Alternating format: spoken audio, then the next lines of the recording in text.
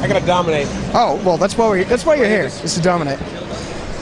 Rob Roy, we're here at Comic-Con. If this man looks familiar, well, it's because he's been on the front of nearly every SOCOM US Navy Seals game. So tell me, how did you first get involved with SOCOM? That was about 5 or 6 years ago. I was active duty, and I met with the PlayStation guys that came down to help develop the game. They were looking for a way to incorporate what the SEALs did into the game, and at that point is when I actually got involved with what not so much the production of the game itself, but more in line of what it looked like, how we looked, how we acted, some of the language and terminology we used in the game, and a relationship grew after that. Now, the SEALs don't go ahead and start throwing their names on everything. So what had to happen to make SOCOM get the approval of the U.S. Navy SEALs? You're absolutely right. The SEALs don't put their name on anything. Actually, this is the only game that the SEALs have their name on. It's because it's like a symbiotic relationship in that Sony just came up with a really good product, and they listened to the Spec War community and what they wanted to put into the game, and what elements would still maintain the SEAL community's integrity. And Sony was really good at doing that. And so it's not as if they say we endorse the game, but they allow them to use the emblem, they allow them to use the name, and they allow guys to participate in some of the commercials and some of the development, like myself, the development of the game to make it as good as it is now. So what do you feel the game, and really you being on the cover and everything, and being as an ambassador, has done for letting the public really know what the SEALs do? You know, I think that the game and the relationship with the SEALs is a nice, really good relationship, and that the recruiting for Naval Special Warfare has gone up immensely over the last 5 years, and I think a lot of it attributes to the game because it's like a broadband advertisement of what the SEALs actually do, and the game's maintained its integrity and what the SEALs do and how they do it, and then they brought the weapons out, and every time a change comes within Spec War, it shows up in the game. The uniforms that came out, it's changed the environment. Some of the games are kind of funny because they were written so many years ago, but as we progressed in time, some of the actual game scenarios that were written as in this could happen actually happened. You know, in the earlier games, you saw that before we went into Iraq and Afghanistan. So a lot of those games were actually already over there, and now we have the new game that's changed to different platforms, and that we've expanded our missions. SEALs have expanded our missions to other places around the world, jungle, desert, winter warfare, and that's in the game now too.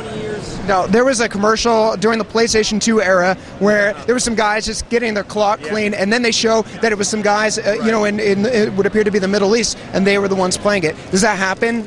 Yeah, that does happen. It's good to play your namesake. You know, you're out there playing U.S. Navy SEALs. But I got to tell you, some of the kids today that play the game are just simply amazing playing it. And we get out there, we do our sneak and peek, but they operate at a much faster tempo than we actually do. So sometimes the sneak and peek and stuff doesn't work because a lot of the kids that do play the game do a really excellent job, and they do their research on the SEALs too. They know how they know how we do things, and they can apply that, and as well as applying their own tactics, it brings another level to the game itself.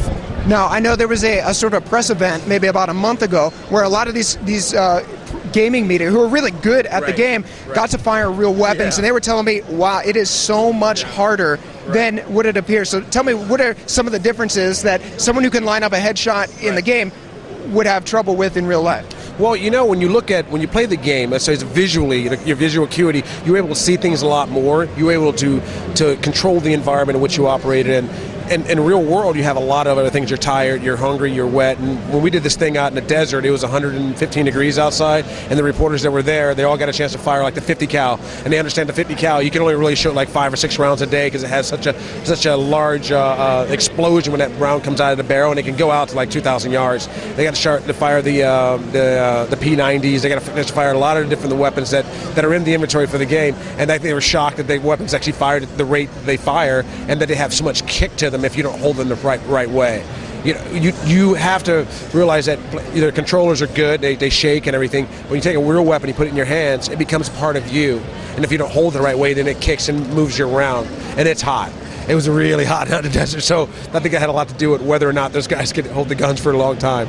Definitely sorry I missed that. So when SOCOM comes out this fall, SOCOM Confrontation, what can people look at and say, Rob Roy had a hand in making this part a reality? Well, you can pick whatever unit you want to be in. I mean, it's not just a SEAL game anymore. Although the namesake is a SEAL, you can be any part of any unit you want it. When we talked to Sony earlier about this, we wanted them to know there's other special operations communities around the world. They're not as good as the SEAL teams, but they can equate with us on certain levels. And that it would be good to have that kind of integration of other special operations into the game. And I think they did a good job of doing that. You can be anybody you want. I mean, you can even be like contractors, for God's sake, that thing now. So if you're in the UK watching this and you get to play as the SAS, Right. you're the man to thank? Yes. Well, thank you, and thank you, Rob Boyd, for talking to us here on PlayStation Blog, and we hope to see a lot more of the game. Can't wait to play it. Awesome.